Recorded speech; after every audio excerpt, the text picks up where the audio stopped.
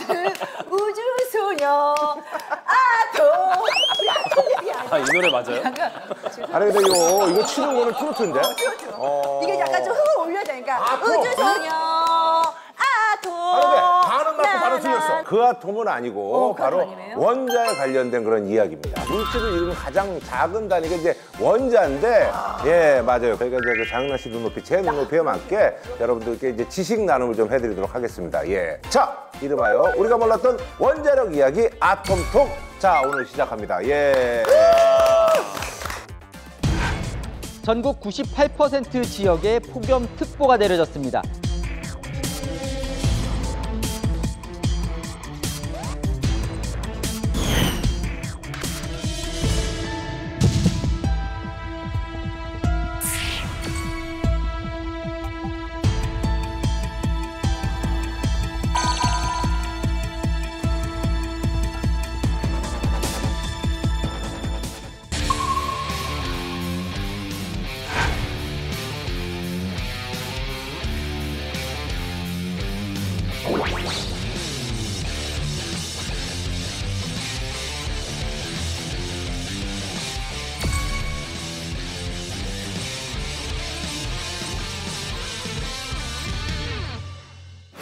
우리가 몰랐던 원자력 이야기 풀어줄 최강 아톰 군단 모셔봤습니다. 반갑습니다. 네, 반갑습니다.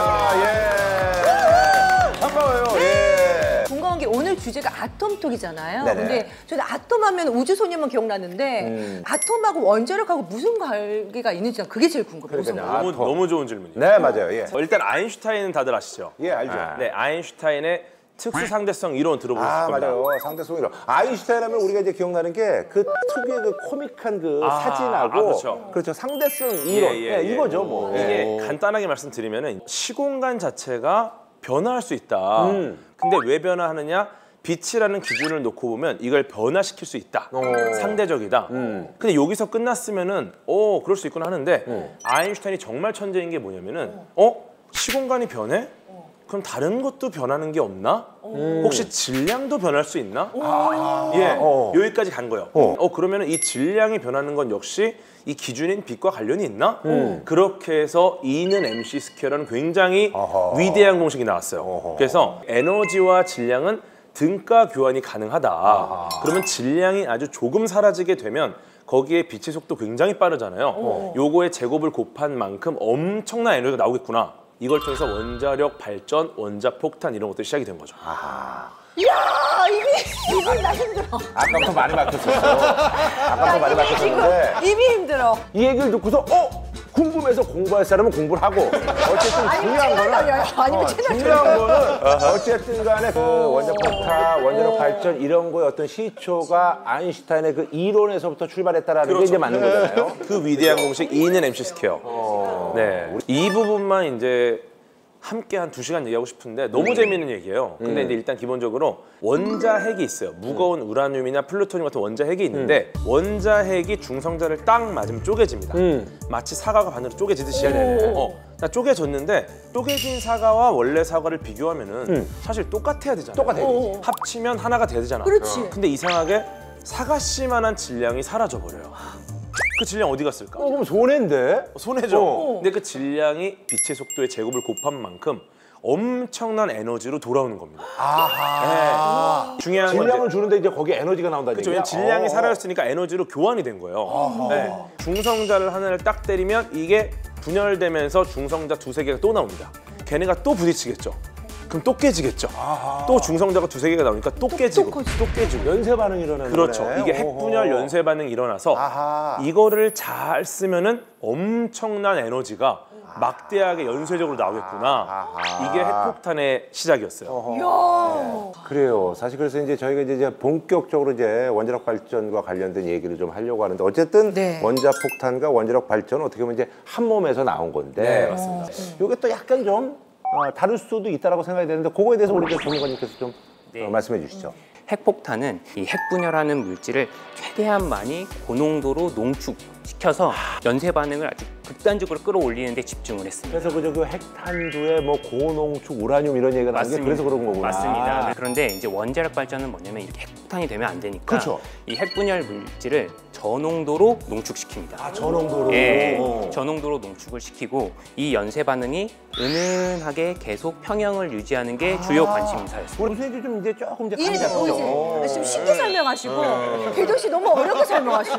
여기도 어려운 거 아니야? 쉬웠어. 아 그래요? 아, 너무 어려워. 1953년 12월에 미국의 아이젠하워 대통령이 이 원자력이란 에너지를 더 이상 무기 말고 평화적으로 이용하자라는 연설을 합니다. 그리고 이제 그 평화적 이용 중 하나가 원자력을 이용해서 전력을 생산하자. 네네네. 우리가 이제 고층 빌딩에서 뛰어내리면 죽잖아요. 죽죠. 엘리베이터를 타고 내려오면 안전하게 지상 도착합니다. 이거를 천천히 이용하면 우리가 쓸 수 있는 에너지를 만들 수 있지 않을까? 이런 고민을 해서 이제 유엔 후원하에 국제 원자력 기구 IAEA가 이제 창설이 되면서 핵물질을 저장하고 보호하고 이걸 에너지로 발전시키는 그런 움직임이 시작이 됐죠. 사실 이제 원자력 발전소를 통해서 이제 에너지를 생산한 게 결국은 어쨌든 간에 원자폭탄이 떨어지고 난 후에 그때라고 이제 우리가 이제 추정하면 되는 건데 구체적으로 언제인지 좀 궁금해요. 네, 우선은 최초의 원자력 발전으로 전기를 생산한 해는 1951년으로 돌아갈 수 있습니다. 그거 얼마 안 된 거예요? 네, 생각보다 얼마 안 됐습니다. 자, 그럼 이 원자력 발전의 시초 네. 처음 이런 아이디어를 고안한 사람이 누구이냐? 누구예요? 그걸 찾아가 보면은 네. 우리 오펜하이머 영화에서도 자주 등장하는 인물이 있습니다. 오. 레오 실라르드라는 인물인데요. 이 분이 1930년대에 최초의 수리탄 모양의 특허를 냅니다. 그 특허의 이름이 원자로. 이 원자로는 이 큰 주전자라고 생각하기 네네네네. 쉽습니다. 어. 그래서 이 주전자는 이제 물을 끓이잖아요. 어. 주전자에서 끓여진 증기를 가지고 터빈을 돌려서 이 발전기가 돌아가게 되면 그걸로 전기를 생산해낼 수 있다. 이게 그 특허의 아주 원천적인 아이디어입니다. 네, 그래서 우리가 뉴스에서 보면 이제 발전소는 여러 종류를 이제 얘기를 듣습니다. 네네. 이제 석탄 화력 발전소도 있고 원자력 발전소도 있는데 그 차이가 뭔지 혹시 아시나요? 그럼 뭐 나는 아는데 영란이한테 물어봐야지. 아까 그 중간에 저 폭탄하고 답이 있었어요. 네, 중간에. 맞습니다. 그러니까 우리가 이제 사실은 펜션 같은 데 가거나 혹은 집에서 요리할 때 그 차이점이 펜션에는 어쨌든 간에 거기서 장작이라든지 혹은 뭐 거기서 조개탕 같은 걸로 해서 고기를 굽는 그쵸, 거고 집안에서 할 때는 가스레인지나 혹은 뭐 이제 그런 거 네. 뭐 인덕션을 사용해서 굽는 것처럼 네. 그런 것을 이제 뭐 뭘로 어떻게 보면 이제 끓이냐의 차이 아니겠어요? 사실 많은 분들이 이제 오해하시는 게 네네. 원자력 하면 이제 바로 원자핵에서 전기를 뽑아낸다고 생각하시는데 지금 이제 마이클 페러데이가 밝혀낸 전기를 만드는 방법은 뭔가를 돌리면 맞아요. 그 힘이 전기가 돼요. 결국 원자력도 물을 끓여서 터빈을 돌리고 석탄 에너지도 터빈을 돌리고 맞아요. 수력 발전 낙차로 또 터빈을 돌리고 모든 게 돌리는 힘이 있어야 돼요. 풍력도 역시 마찬가지고요. 그럼 전기가 되는 네, 돌리고 다 돌려야 됩니다. 네. 어떻게 보면 그 저기 원자력 발전소의 아버지란 분이 실라르드라는 분이고 원자폭탄의 아버지가 오펜하이머고 그 어떤 그 기초의 원리를 제공한 사람이 아인슈타인. 그렇게 볼 수 있겠죠. 그렇게 되는 거예요. 오 그래. 아우 나 진짜 오빠 없었으면 어쩔 뻔했어. 정리가 되네. 야, 나 없으면 프로그램이 안 돼. 정리가 되네요. 그 얘기구나. 그 얘기네. 지금 시점에서 보게 되면은 약 33개의 국가, 전체적으로 봤을 때는 총 439개 원자로가 지금 각국에서 운영이 되고 있습니다. 그래요. 그 33개 국가 중에 우리나라가 사실 그래도 이제 선도적인 어떤 기술을 갖고 있고 그 안에 이제 우리가 이제 포함이 되어 있는 거죠. 최초 우리나라에서 1978년에 부산 옆에 있는 기장에서 그래요. 고리 1호기가 상업 운전을 시작을 합니다.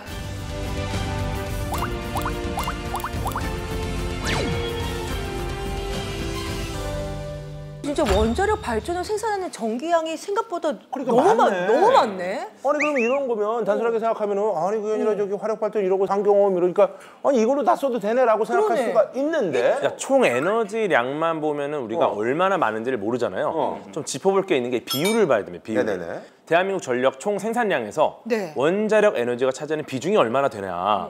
30.6%예요. 엄청나지만 여전히 화석연료가 만들어낸 에너지가 뭐 60에서 70% 이상 가는 거니까 의존도가 여전히 화석연료 쪽이 높습니다. 아니 근데 생산량에 비해서 어쨌든 간에 차지하는 비율은 좀 적네요. 그렇죠. 어. 그러면서 우리가 본격적으로 오늘 원자력 발전 이야기를 하지 않습니까? 네네네. 자, 그런데 우리가 부인할 수 없는 한 가지 명확한 사실이 있는 것이 네. 우리나라는 에너지 빈곤국입니다. 아 진짜로? 왜냐면 우리가 이제 나이대로 한 70년대생하고 그 윗세대 선배님들은 어릴 때부터 이런 얘기를 많이 들었죠. 우리나라에 기름 한 방울 안 난다. 그래 기름이나 하고 맨날 그 스위치 귀에 빼라. 깜짝이야 들었어 진짜로. 기름이 나냐 뭐가 나냐 해서 야 어, 불꺼 맞아. 불꺼. 그런 거 아니야. 맞아, 맞아. 맞는 얘기예요. 장식품 두고 어, 막 그러지 맞아, 않았었습니까? 맞아. 에너지 빈곤국인데 그러나 이후에 지금 우리의 MZ 세대들은 우리가 에너지 빈곤국이라고 몰라. 이야기를 하면 몰라요. 정말 응? 몰라요. 왜냐면 마음대로 전기를 쓸 수 있고 그러니까. 예. 근데 보통 에너지는 어떻게 사용하느냐? 뭐 원유, 기름도 있겠고요, 석탄도 있겠고, 맞아요. 우리가 얘기할 이제 원자력도 있겠고, 가스도 뭐 있고. 신재생도 있고, 천연가스도 있게 되는데, 자 일단 먼저 왜 우리가 이 에너지 빈곤국이란 걸 그런 사실을 잊어버렸느냐? 네네네. 첫 번째, 우리나라의 에너지 소비량이 전 세계 10위입니다. 그러니까 일단 빵빵 쓰고 있다는 거예요. 그래 우리 많이 써. 많이 써요. 예. 에너지는 10이죠. 이 중에서 전기만 놓고 보면 한 대충 우리가 몇 위권일까요? 전기 소비량. 더 올라가겠죠. 우리 5천만 명입니다. 올라간 예, IT 강국이니까. 야. 전 세계에서? 예, 우리가 전기를 8위를 전기를 많이 많이 쓰는 거. 네, 그러니까 맞습니다. 우리가 있잖아요.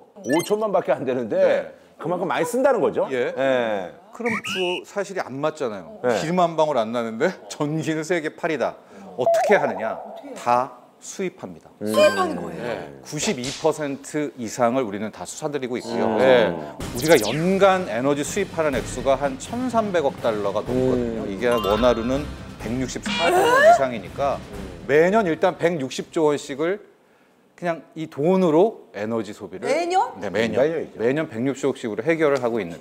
뭐 지금 전 세계가 이게 평화롭게 지내니까 돈 내고 사면 되는데 그렇죠. 뭔가 이유가 있어가지고 정치적인 목적으로 해서 돈을 준다고 하는데도 안 팔면 그렇죠. 우리 옛날에도 그렇잖아. 인간과 인간 사이도 맞아, 맞아. 사이를 줘야 되는 건데 뭐가 삐져가지고 야 안 해. 안 팔아. 그걸 이제 곤란해지는 거거든. 맞아요, 이게 맞아요. 실제로 영화 속 이야기가 아니라 현실의 이야기라는 게 2022년만 생각해봐도 맞아요. 그래요.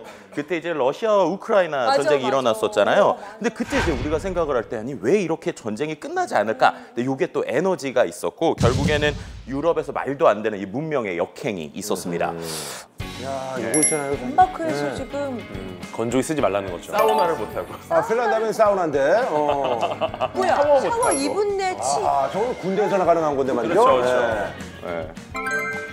장자. 와. 그렇죠. 검색어 순위에서 장작이 나왔던 이거 이유. 쓰라는 거예요. 네. 포인트가 우리가 러시아와 우크라이나 전쟁이 일어났을 때 네네네. 유럽의 국가들이 우크라이나를 지원을 하니까 러시아가 2022년 4월 27일에 보복을 합니다. 어떤 보복을 하느냐? 천연가스관을 끊어요. 맞아요. 어머. 근데 이게 왜 중요하냐? 유럽이 천연가스의 40% 정도가 러시아에 의존하고 있었던 거예요. 그러니까 우리 지금 고속도로를 뚫은 거죠. 그래서 언제나 이렇게 그냥 틀면은 맞아요. 가스가 올 수 있게 딱 라인을 만들었는데 수도관처럼 그렇게 해놓은 수도관처럼 건데. 만들었는데 너네가 전쟁 도와? 막아버릴게. 그럼 갑자기 어느 나라의 에너지가 40%가 못 만들어지는 거예요. 결국 그 안에서 어떻게 되느냐? 유럽 국가에서 다른 나라로 갈 천연가스들 이제 비싸게 사기 시작을 하는 거예요. 그렇게 되니까 자연스럽게 어떻게 되느냐? 전 세계의 천연가스 가격 자체가 올라버리는 맞아요. 이런 일들까지 이제 발생하게 되는 것이죠. 유럽은 그해 여름에 에어컨도 못 틀고 완전히 뭐 최악의 한 해를 보냈었는데 프랑스의 뭐 웬만한 빵집의 월 전기료가 한 우리 원화로 한 110만 원 정도 했다고 해봐요. 네네네. 이게 순간적으로 2천만 원 이상이 되는 말도 안 어머, 되는 한 달. 말도 안 되는 한 달 전기 요금이 어머 그럼 또 망하겠다. 망하죠. 왜냐하면 빵값을 20배 올릴 수는 어머머머. 없지 않습니까? 그래요. 사실 이제 그 뭐 전쟁 나면 진짜 제일 이제 사실 뭐 어떻게 보면 큰 게 사실 이제 사람이 죽어가고 모든 시설들이 이제 파괴되는 건데 맞아. 사실 그 나라뿐만 아니라 그 주변국들이 이제 영향을 받는데 그러니까 이게 에너지 무기야. 그래서 이제 에너지 이제 안보 뭐 이런 얘기가 나오는 게 그런 얘기잖아요. 그죠? 예. 우리나라는 에너지 수입에 매우 많이 의존을 하고 있는데 우리나라 상황은 어떨까요? 이 사진은 나사에서 우리나라를 위성으로 찍은 사진입니다. 네? 근데 이런 얘기가 그렇지만 사실 이제 북한은 아무래도 이제 전력 소비량이 적다 보니까 예. 저 사진으로만 보면 우리나라가 무슨 섬 같아. 그죠? 자, 유럽의 각 국가들은 이게 대륙이 연결되어 있다 맞아요. 보니까 전력망을 또 서로 공유를 하고 있습니다. 맞아. 그래서 어느 한 국가에서 전기가 좀 모자라면 옆에 국가에서 좀 사오기도 사오기도 하고요. 하고. 내가 좀 여력이 남으면 다른 국가에 부족한 국가에 이렇게 팔기도 합니다. 이런 식으로 이렇게 잘 연결이 되어 있는데 우리나라는 아까 보신 것처럼 거의 섬나라 같은 형태를 가지고 있다 보고 세계는 이제 반도 국가인데 사실은 이제 그런 측면에서 봤을 때는 북한은 어쨌든 막혀 있는 거고. 맞습니다. 네. 네. 그런 만큼 우리나라가 에너지 안보를 옛날부터 굉장히 중요하게 그러니까. 생각했던 게 현실입니다. 아, 참 정말. 그 에너지 안보 자원의 무기화 이 얘기 계속하고 있잖아요. 네네네. 지금 러시아 우크라이나 정도도 컸지만 1970년대에 어마어마했던 두 번의 사건이 있었습니다. 뭐였죠? 1차, 2차 오일 쇼크라는 맞아. 서울 파견인데 일단 사연을 아주 짧게 요약하자면 중동 국가들이 왜 이스라엘을 그냥 놔둬 그래, 삐져가지고 그것도 이제 그냥 전쟁 때문에 그런 거예요. 전쟁을 한 거예요. 전쟁 때문에 그래서 그런 석유 공급을 끊어버리면서 맞아. 유가가 대폭등하는 그래요. 그런 사고가 났었고 또 1차 석유 파동 때는 솔직히 말해서 우리나라한테 큰 영향은 없었어요. 왜냐? 72, 73년은 우리나라 산업이 뭐 그닥 그렇게 맞아. 그랬는데, 크게 쓰진 않았으니까. 그랬는데 2차 때 78, 79는 완전히 우리가 중화학으로 쭉쭉 치고 올라갈 때니까. 가고 있는데 그때 당시에 유가가 한 배럴당 2달러 수준이었던 게 단기적으로 40달러 갑니다.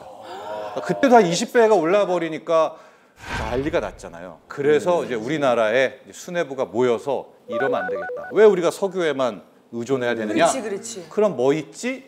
하다가 찾은 것이 바로 이제 원자력 발전이라는 것을 찾게 됐다.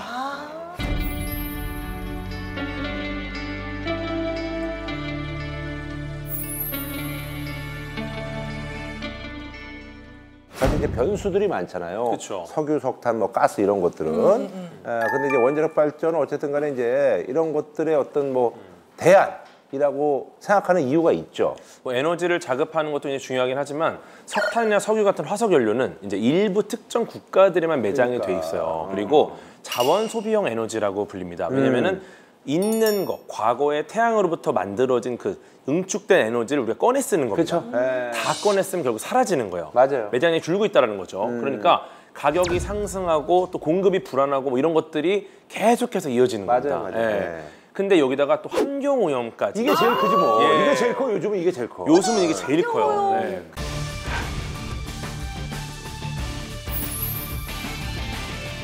올여름 이게 더위 이런 거 생각해 보면 너무 심했어. 우리가 전기를 써야 되는데. 그럼 여러 가지 지금 얘기들이 다 연결이 되는 거예요. 그러니까 맞아요. 또 원자력이 또 좀 주목받고 있죠. 그렇죠. 이제 좀 다른 국면일 수 있는데 그 올해 세계적으로 정말 이례적인 너무 더워. 더위가 이어졌습니다. 진짜 심각했어. 이게 올해 8월 초입니다. 8월 초에 보기만 해도 덥네. 네, 세계 지면부근의 이제 뭐야 평균 저게 온도. 빨간 게. 오. 예, 지금 보시면은 아래쪽에 이제 온도가 있죠. 해수면 온도도. 이야. 해수면 바다가 저렇게 온도도. 뜨거우니까. 그쵸, 그러니까 엄청 뜨거워. 고기들이 살지 못할 것 같아. 예, 이제 뭐 고기들이 사는 생태가 좀 바뀌는 거예요. 이제 생각 바뀌지. 예전에 있던 물고기, 잡히던 물고기가 이제 안 어종이 잡히고 맞아. 새로운 어종이 잡히기도 하고. 맞아. 예. 그럼 왜 이렇게 지구의 지표면 온도, 뭐 해수면 온도가 상승을 했을까? 가장 큰 원인을 보는 게 무분별하게 사용되는 화석 연료 때문이다. 맞아. 화석 연료가 결국 이산화탄소 같은 맞아. 온실가스 배출을 합니다. 이 온실가스 때문에 지구의 온실 효과가 일어나는데 맞아. 적당한 온실 효과는 지구에서 생명체가 살기 좋은 환경을 만들어요. 근데 이 온실 효과가 너무너무 심해지는 거예요. 온실가스가 늘어나니까. 그러면 이제 지구 온난화라는 상태가 벌어지는 거고 지구 온도가 올라가면 올라갈수록 결국은 이제 빙하가 녹고 맞아. 극지방의 그 물의 염분 농도가 낮아져요. 그치. 네. 염분 농도가 탄소가 이제 낮아지는 들어오니까. 게 왜 문제가 생기냐면은 염분이 높은 물이 극지방에서 아래로 침강하는 힘 때문에 그 물이 적도로 가고 전체적인 해수를 섞어줘요. 해수 대순환이 일어나는데 극지방의 물의 염분 농도가 낮아지니까 이 내려가는 힘이 약해집니다. 그 말은 섞어주질 못해요. 아하. 네, 다시 말하면 우리가 욕조에서 뜨거운 물, 차가운 물 트는데 이거를 섞지 않고 목욕을 하는 거예요. 그럼 우리가 딱 가운데서만 목욕을 할 수 있잖아요. 결국 사람이 살거나 농작물이 자라는 그 환경이 굉장히 좁아지는 겁니다. 그럼 어떻게 되니까 결국 전쟁이 또 일어나겠죠. 나 너무 무섭다. 예. 이게 단순한 문제가 아니라 전 지구적 문제이고 또 우리가 사는 직접적인 문제이다 보니까 이거를 한 국가에서만 이야기할 게 아니라 우리가 전 세계가 같이 좀 논의를 해야 된다라는 이야기들이 있는 것 같아요. 그래서 2015년에 전 세계 195개국이 함께 채택한 것이 있습니다. 그게 바로 기후변화 협약인 파리 협정이거든요. 근데 이 파리 협정의 좀 내용을 보면요, 탄소 배출에 대해서 좀 제한을 하자. 그리고 지구 평균 기온 상승을 1.5도를 넘지 않게 하자라고 하는 내용을 좀 아니, 약속을 받았습니다. 마지노선을 그럼 1.5로 넘지 않게 하는 이유가 있나요? 특별한 그 이유? 1.5도를 넘어가면은 이제는 돌이킬 수 없는 상황이 벌어져요. 그러니까 예를 들어 우리가 뭔가 실수를 해도 다시 주워 담을 수 있는 그 딱 마지노선 있잖아요. 1.5도가 아마 전문가가 예측하기에 이걸 넘으면 그 뒤로 이제 오르기만 하고 낮추는 게 불가능해질 것이다. 이렇게 예측하는 거죠. 그래서 더 경각심을 가져야 되는 겁니다. 네, 그래서 이제 탄소 배출은 안 돼. 근데 에너지원은 없어. 결국 선택할 수 있는 거는 원자력. 화석 연료를 이용해서 이제 에너지를 만드는 네. 그런 발전에 비해서는 어쨌든 탄소 배출이 없는 거라고 보면 돼요. 아주 적다라고 표현을 하는 게 정확합니다. 아주 없진 않고. 네, 아주 없습니다. 자, 그 이유를 먼저 좀 설명을 드리면 네네. 이제 원자력 발전도 이제 원자력 핵 분열을 이용을 해서 거기서 나오는 에너지를 이용해서 발전을 하는 건 맞지만 이제 주변 설비라든지 유지 보수 또 이런 다양한 설비들이 또 필요하기 때문에 탄소 배출이 완전히 0이다라고 말하기에는 조금 한계가 있지만 그러네. 네, 한계가 있지만 이 연료를 태우는 게 아니고 핵 분열 이제 그런 현상을 이용하는 에너지원이기 때문에 다른 석탄이나 석유, 천연가스를 직접 그런 탄소를 직접적으로 활용하는 에너지원보다는 훨씬 적다라고 표현을 할 수는 있습니다. 자, 어쨌든 그래서 이제 뭐 여러 가지를 고려해 봤을 때 뭐 원자력이 이제 뭐 안전 문제는 있습니다만 그래도 여러 가지 이제 따져봤을 때 우리가 이제 모든 선택을 할 때는 여러 가지를 고려하는 거잖아요. 맞아요. 100% 만족하는 게 그럼요. 없잖아요. 그럴 때 지금 상황에서는 그래도 나름대로 최선일 수밖에 없다. 뭐 그렇죠. 이런 말씀이신 거죠? 네. 또 작지만 강한 힘을 지녔다. 오프닝에 이제 말씀해 주셨는데 대표적인 핵 연료 우라늄 같은 경우는 1g이 석유 9드럼 그리고 석탄 3톤에서 얻는 에너지와 동일한 수준입니다. 네, 그래서 쉽게 말해서 1g 우라늄 1g이 만들어낸 에너지면은 1kW 전기난로 23,000개를 동시에 켤 수 있다. 아니 라륨이 대단한 애네요. 라륨이 힘이 강한 애네. 대단하죠. 예. 이렇게 작지만 강한 힘을 가지고 있는 우라늄 네. 어떻게 생겼는지 궁금하시죠? 네네. 그래서 제가 준비를 해왔습니다. 진짜? 와. 가져올 수도 있어? 우라늄 펠렛이라는 건데요. 아하. 이 정도. 우라늄 펠릿. 근데 지금 우리가 이제 우라늄 얘기했는데 우라늄 펠릿은 뭐예요? 자, 우라늄과 우라늄 펠릿은 좀 다른 의미를 가지고 네네네네. 있습니다. 자, 우라늄이라고 하면은 우리가 자연 상태에서 존재하고 있는 우라늄 광석을 광석. 의미하는 거고요. 자, 우라늄 펠렛은 자연 속에 존재하는 여러 물질 중에 핵 분열을 할 수 있는 잘하는 물질들을 뽑아내서 농축시킨 게 펠렛입니다. 요 하나의 무게가 5g입니다. 그러니까 요게 만드는 게 기술력이네 그러면. 맞습니다. 되게 약간 무슨 그 블록놀이 같은 거 되게 그러네. 장난감 같아. 되게 가볍네요. 야, 요게 그러면 요거 이제 만들어서 이제 파는 거네? 우리나라에서는 팔지는 않고요. 우리나라 이제 원자력 발전소에 들어간 해결료 그 안에 저것들을 차곡차곡 하나씩 쌓아서 해결료를 만드는 데 사용을 합니다. 요게 그럼 비용이 어떻게 되는 거예요? 저거 5개를 만드는데 25,000원 정도. 오, 엄청 싸네. 엄청 저렴한 겁니다. 25,000원 정도 5개의 펠렛이면 우리나라 한 사람이 1년 동안 사용할 수 있는 전기를 만드는데 충분합니다. 그러니까. 5개가. 그래요. 그러니까 너무 적은 양인데 많은 에너지가 나오니까 어떻게 보면은 예를 들어 뭐 이게 막 20배가 올라도 좀 리즈너블한 가격인 거죠. 어떻게 보면은. 그래서 한번 가성비를 수치로 팩트 체크를 네네네. 한번 해보도록 네네. 하겠습니다. 1kW시 여기에 뽐을 수 있는 가격을 한번 보도록 할게요. 네. 먼저 원자력은 55원의 발전 단가입니다. 아, 55원. 네. 석탄이 140원, 야, 비싸네, 비싸. LNG 214원, LNG 비싸네. 신재생 171원. 아이고. 아하. 그러니까 상대적으로 원자력이 가성비에 있어서는 이제 타의 추종을 이제 불허하는 이제 그런 상황이 되고 있고요. 그래서인지 이런 연장선상에서 최근에 현실적인 이런 현실적인 대처 방안으로 나오는 키워드가 일명 백투더 원자력 현상이다 이렇게 말씀을 드릴 수 있을 것 같아요. 그래요. 말 그대로 이제 원자력으로 돌아가는 건데. 네, 맞습니다. 실제로 이제 백투더 원자력이라는 게 왜 중요하냐라고 보면은 뭐 러시아 우크라이나 전쟁으로 인해서 말씀하신 것처럼 뭐 천연가스가 끊기기도 했고 맞아요. 또 뭐 재생 에너지로는 전력량이 아직 부족하잖아요. 그 안에서 또 파리 기후 협정 맺었으니까 탄소 배출 문제 걸리고 그럼 결국에는 방법은 원자력밖에 없다. 그러다 보니까 이제 백투더 원자력이 되고 있는 상황이고요. 제가 좀 질문드리고 싶은 게 세계에서 가장 먼저 탈원전 국가가 된 나라가 어딘지 아세요? 그러니까 어쨌든 간에 이제 뭐 유럽 쪽이겠죠. 유럽 쪽인데 아까도 얘기한 것처럼 이제 재생에너지 이런 쪽으로 이제 뭐 어쨌든 앞서 나가고 있는 뭐 독일이라든지 네. 뭐 이런 데 아닐까 하는 그런 생각이 드는데. 네. 나 이탈리아 갔다 왔거든. 아, 그렇죠. 갔다 왔다고 갔다 얘기하는 거야? 왔는데 왔다고 얘기하는 거야, 갔다 왔는데 거기도 엄청 덥더라고. 아, 그러니까요. 우리가 보통 이상 기후가 좀 있더라고. 그렇죠. 이상 기후도 있고 포도도 그죠. 포도도 잘 자라고 뭐 이런 나라들. 예, 그런 나라에서 말씀하신 대로 가장 먼저 탈원전을 선언한 나라가 이탈리아예요. 예.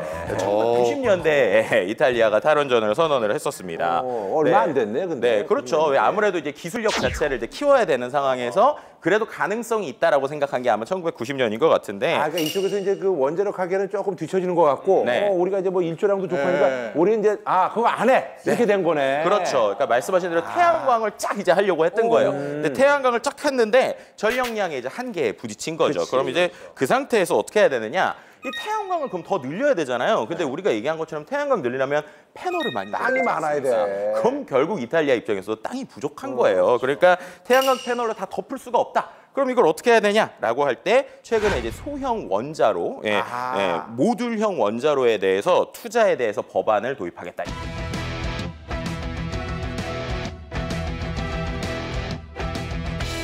재생에너지 뭐 너무 좋죠. 너무 좋은데 전력 생산 공급 요게 이제 사람의 힘으로 뭐 막 아무렇게나 할 수 없고 정해진 자연의 어떤 이 흐름을 따라가는 겁니다. 맞아요. 예. 우리가 마음대로 못 바꿔요. 맞아요. 예를 들어서 올해 4월 미국에서 2시간 40분간 남부에서 북부를 가로지르는 개기일식이 일어났습니다. 그거 장관했는데. 너무너무 훌륭한 천문 현상인데 문제는 그 사이에 이제 태양이 가려진 거죠. 그치. 네, 이때 미국 텍사스 주에서 태양광 발전소 가동이 급락을 했어요. 네, 그러다 보니까 지역의 도매 전력 요금이 순간적으로 180배 가량 급등을 합니다. 와. 네, 사실 이 개기일식은 자주 있는 천문 현상은 아니에요. 근데 이게 일어나면 우리가 영향을 받는다는 거죠. 이것까지 고려를 해서 신재생 에너지를 설계를 해야지 대비를 미리 해야 되는 거예요. 그러니까 얼마나 복잡합니까? 네, 그러니까 정말 어렵죠. 네네. 아니 근데 이제 사실 이렇게 이제 오랜 시간 동안 돈을 들여서 지은 원자력 발전소가 우리는 오래 썼으면 좋겠는데 얼마나 이제 사용이 가능한 거예요? 우리나라에서 건설되고 있는 그 처음 지어진 원전들은 30년에서 40년 정도의 설계 수명을 갖고 있고요. 그리고 지금 최신 노형들은 이제 60년을 설계 수명으로 설계를 하고 있습니다. 우리가 생각했을 때 설계 수명하면 30년 뭐 이러면 30년 쓰면 이제 그만 써야 되나 뭐 이런 생각이 드는데. 예. 네, 그거에 대해서 좀 설명을 드리면요. 실제로 설계 수명이 다 있다라고 해서 문을 닫아야 된다. 그렇지는 않습니다. 그래요? 그것은 이제 설계 수명이라는 용어가 불러온 오해인데요. 네네네. 좀 쉽게 이해하시려면은 최초의 운영 허가 기간이라고 생각을 하시면 좀 쉽습니다. 허가를 맡은 거구나 그러니까. 네, 허가를 이 기간 동안 운영할 수 있다라고 허가를 해준 겁니다. 아하. 이제 이 설계 수명이 다 했을 때 그러면은 기존의 설비들이 30년 전의 것 대비 지금의 기술은 훨씬 더 개선이 되고 그렇죠, 좋아졌을 좋겠죠. 거잖아요. 예, 맞아요. 자, 그러면은 더 안전성에 유리한 방향, 좋은 방향으로 하는 것들을 적극적으로 채택을 해서 설계 수명이 만료되는 시점에 그런 것들을 전반적으로 다시 검토를 합니다. 그래서 안전함이 문제가 없다라고 하게 되면은 그 운영 허가 기간을 연장을 해주는데요. 그게 되게 중요한 계속 운전이라는 개념입니다. 뭐 저는 궁금한 게 계속 운전 기한은 계속 기한 없이 뭐 운전할 수 있나요? 근데 이것도 사실 영원한 수는 없는 게 미국 같은 경우는 이제 보통 이제 설계 수명이 3, 40년이라고 봤을 때 20년씩 최장 2번까지 연장을 하니까 그럼 80년 가까이 쓰는 거네? 그렇죠. 80년 가까이 쓰는 거고요. 뭐 100년까지 쓰는 경우도 있을 그러네. 거고 우리나라는 이제 10년씩 최장 2번을 연장합니다. 그러니까 이제 뭐 60년 신원전은 이제 수명 자체가 기니까 그렇죠, 60년 이니까. 80년까지 사용 가능하다. 그래서 어떻게 보면은 이것도 조금 불안하신 분들을 위해서 세계 평균보다 더 엄격한 기준을 적용해서 우리가. 네, 그래서 계속 운전의 연장 기간을 다른 나라보다는 좀 짧게 잡고 있다. 이렇게 보시면 될 것 같아요. 아무래도 이제 우리가 국토가 좀 좁다 보니까 다른 나라에 비해서 조금 더 불안감이 있을 수 있으니까 그런 것도 고려해서 10년으로. 근데 우리 그런 것도 운전면허 우리 면허 갱신하듯이 맞아. 그런 느낌으로 하는 맞아요. 건데 그럼 판단 기준도 있을 것 같은데요. 그렇죠. 말씀하신 것처럼 이제 국토가 좁은 만큼 현재 원전 안전성에 정말 노력을 기울이는 거죠. 네네네네. 기간을 짧게 잡는다라는 건 어떻게 보면은 유지 보수하면서 새로운 기술을 더 빠르게 많이 도입하겠다라는 거고. 그래서 이제 주요 기기의 뭐 수명 평가, 뭐 주기적인 안전성 평가라든지 방사선 환경 영향 평가라든지 이런 걸 진행을 해가지고 계속 운전 여부를 계속 고민을 합니다. 그렇게 해서 이제 통상 원전 계속 운전 여부를 결정하기 위해서는 3년 6개월에서 한 4년 정도. 그러니까 굉장히 오랫동안 신중하게 고민을 하는 거죠. 평가하는데도 시간이 좀 꽤 걸리네요. 그런 말이죠. 실제로 계속 운전을 하는 원전들이 우리나라도 이제 속속 이제 생기기 시작하겠네요. 네, 맞습니다. 우선 전 세계적으로 보면요. 전 세계 원전 중 약 한 252개의 원전이 있는데 네네. 그중에 92%에 해당하는 233개의 원전이 이미 계속 운전을 선택을 했습니다. 계속 운전을. 네, 굉장히 높은 비율로 선택을 하고 있고요. 이후에 2030년까지로 보게 되면 약 3분의 2의 원전이 계속 운전을 채택할 것이다 라고 예상을 하고 있습니다. 아, 그래요? 그러면 우리나라로 좀 시선을 돌려보면 네네네. 우리나라 같은 경우에는 이미 고리 2호기가 2025년에 재가동하는 것을 목표로 이제 계속 운전을 신청한 상태이고요. 그리고 2030년이 도래하면 지금 가동 중인 원전이지만 약 한 10개 정도가 이제 그 기간이 만료가 됩니다. 그래서 지금부터 우리가 또 부지런히 그 계속 운전을 준비를 해야 되는 상황입니다. 근데 많은 국가들이 계속 운전을 하는 데는 또 이유가 있을 거 아니에요. 그렇죠. 가장 먼저 탈원전을 했던 유럽도 네네네, 이제 맞습니다. 뛰어드는 이유 크게 두 가지라고 저는 보고 있는데요. 첫 번째는 탄소 중립의 스케줄이 미스가 났다. 왜냐하면 일단 결정을 우리는 2050, 네, 맞아요. 2050년에는 탄소 안 쓴다. 2030년부터는 내연차도 안 만든다. 맞아요, 이제 이렇게 맞아요. 잡아놨는데 그치. 현실을 보니까 전기차가 막 팔리잖아요. 그러니까 엄청 전기를 먹는 거예요.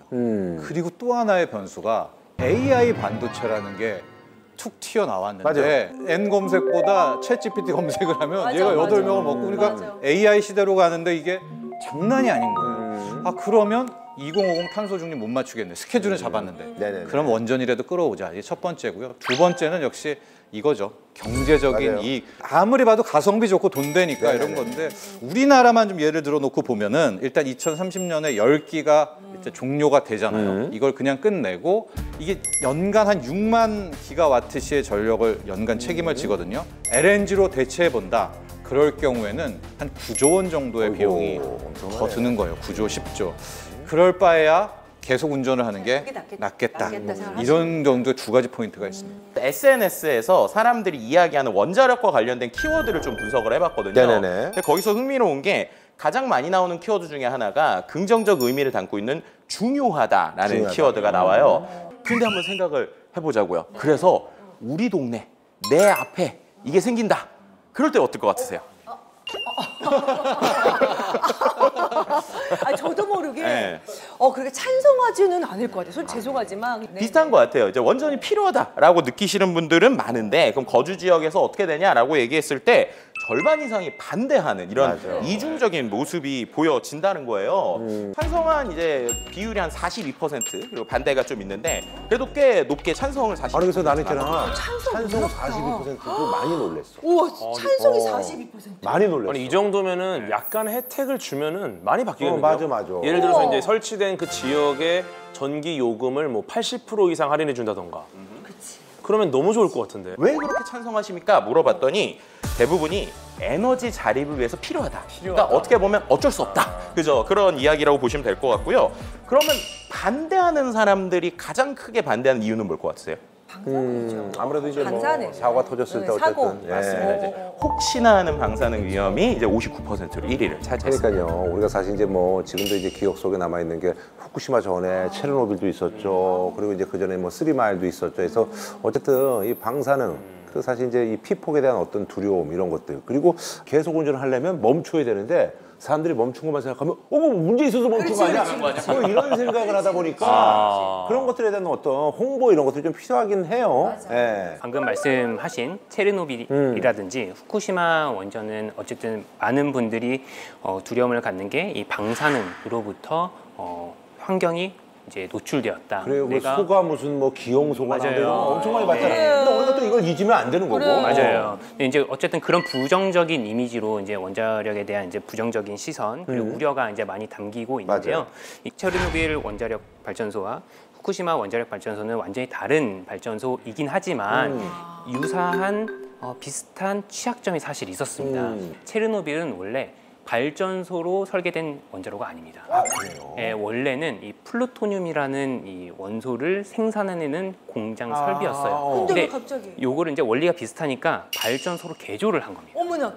발전의 목적으로 쓰려고 하다 보니까 이제 설비 개조에 좀 한계가 있었어요. 그래서 이 경락 건물을 별도로 만들지 않고 주변 시설에 위에 아주 얇은 철판 정도만 이렇게 덧대어 놓은 겁니다. 그러니까 비만 막아줄 정도의 이제 구조물로 되게 하게 새어 나오는 거 이렇게 좀 정리하는 형태겠죠. 네, 맞습니다. 예. 그런 좀 취약점이 있었습니다. 그래서 안에서 사실은 사고가 난 것도 굉장히 이제 인재, 그러니까 많은 오류가 겹치면 사고가 발생한 건 맞지만 어쨌든 사고가 났을 때 최후의 방어벽 역할을 할 수 있었는데 그걸 좀 실패를 했고 그로 인해서 이제 방사성 물질이 많이 외부로 누출된 아니 근데 있잖아요. 사고가 사실 뭐 났습니다. 체르노빌은 그렇다 치더라도 이제 일본 같은 경우는 여기도 이제 워낙 네. 기술이 이제 발전한 나라인데 후쿠시마는 경납 건물이 없었던 거예요? 어떻게 된 거예요? 아닙니다. 경락 건물이 있었는데 네. 좀 얇았습니다. 아 얇았구나. 그 당시 또 경락 건물 두께 자체가 16cm밖에 되지 않았어요. 어디가? 후쿠시마? 네. 그럼 예를 들어 이걸 예측해도 한 요 정도면 되겠다라고 판단을 한 건데 아니 근데 16이면은 사실 그렇게 두꺼운 건 아니네.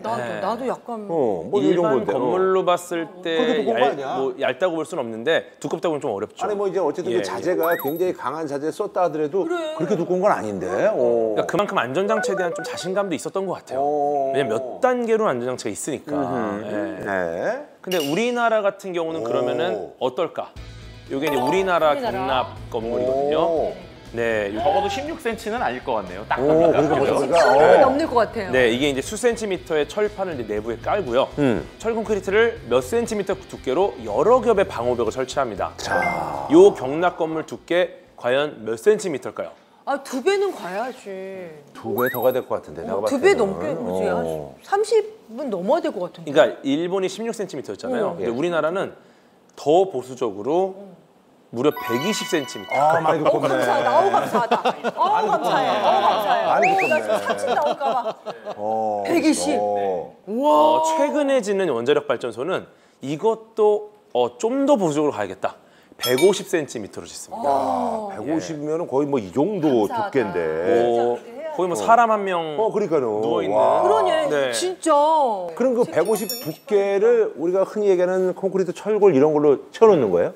크게는 두 개의 종류로 이제 한다고 볼 수 있습니다. 먼저 철판으로 두텁게 먼저 싸고요. 그 밖에다가 1.2m, 5m 정도 되는 철근 콘크리트 구조물을 또 덮는 겁니다. 그래요? 그 중간에 섞지는 않고요. 네, 이렇게 어허. 겹겹이 이렇게 쌓 역할이 다른 거라서. 예. 자, 어쨌거나 근데 사실은 우리가 사실은 진짜 뭐 자연재해 말고 예를 들면 전쟁이 났어.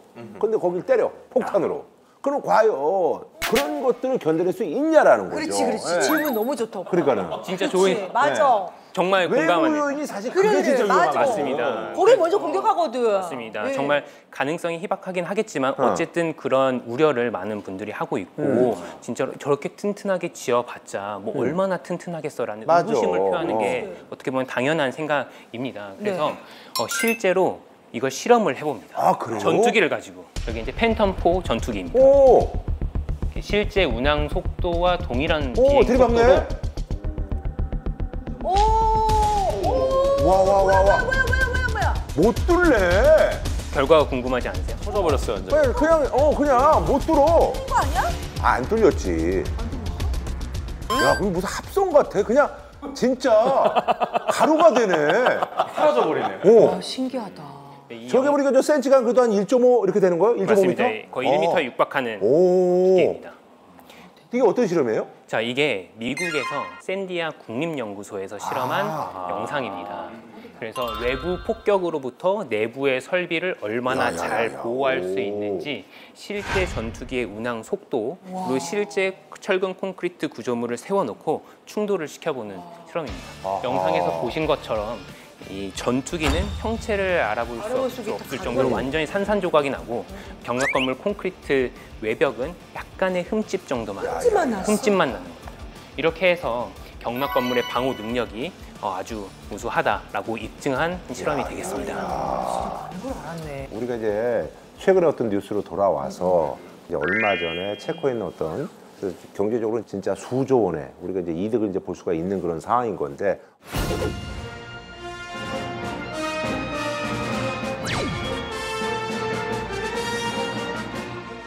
우리 이제 6개 나라가 이제 전 세계에서 이제 사실 이제 원전을 사실 시공할 수 있는데 네네.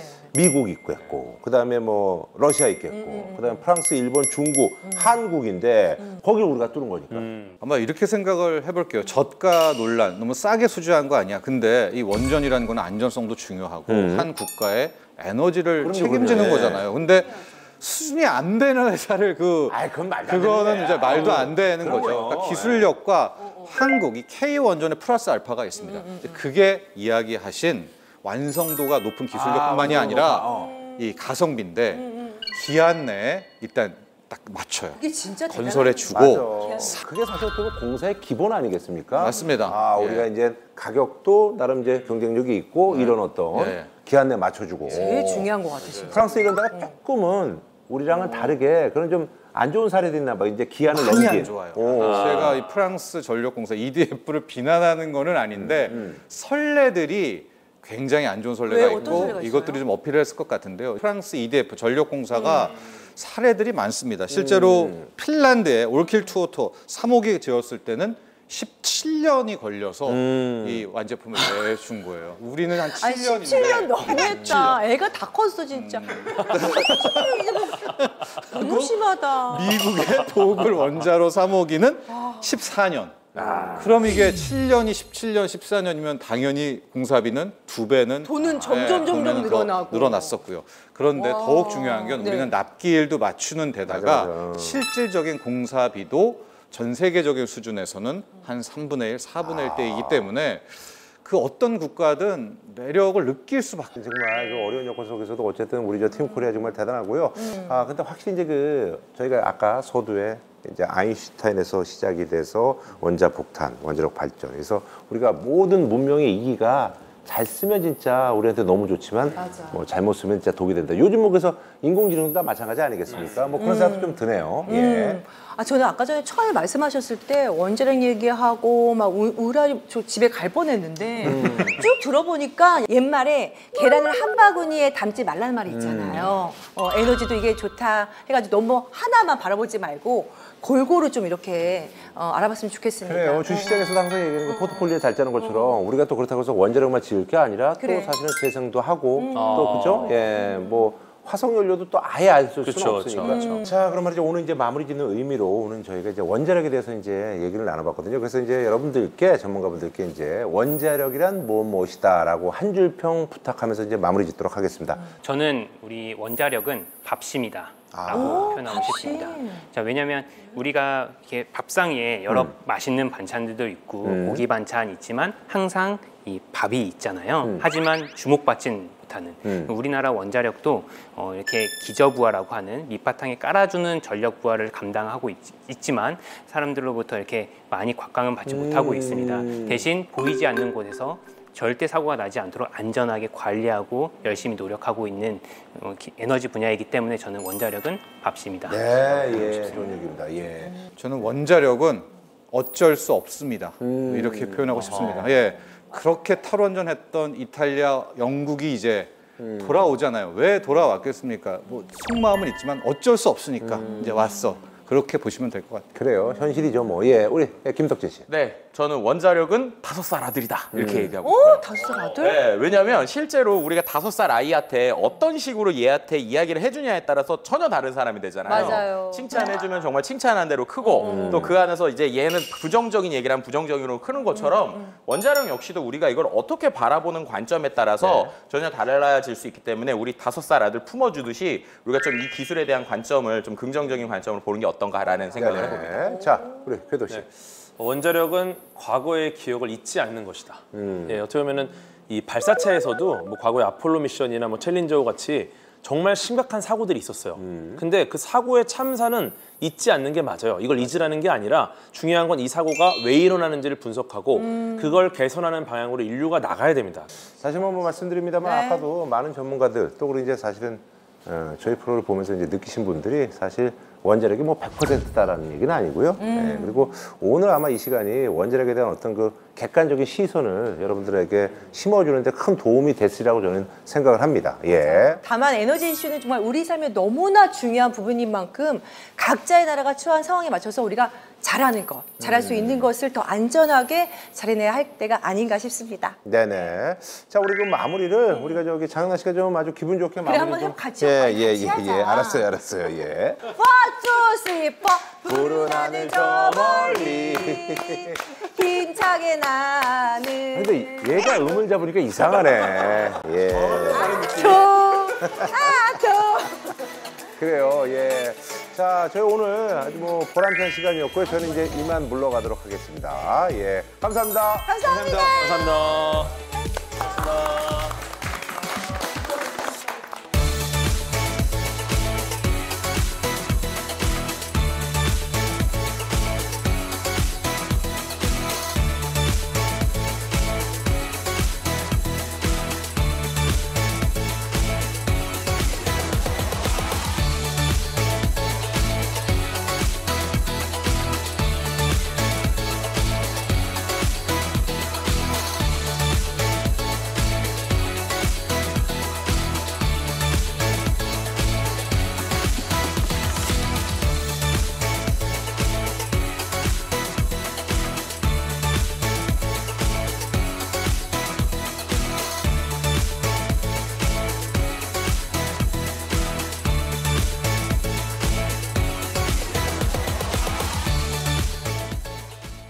즐겨봐 너의 세상 플레이 더 넥스트 채널 A.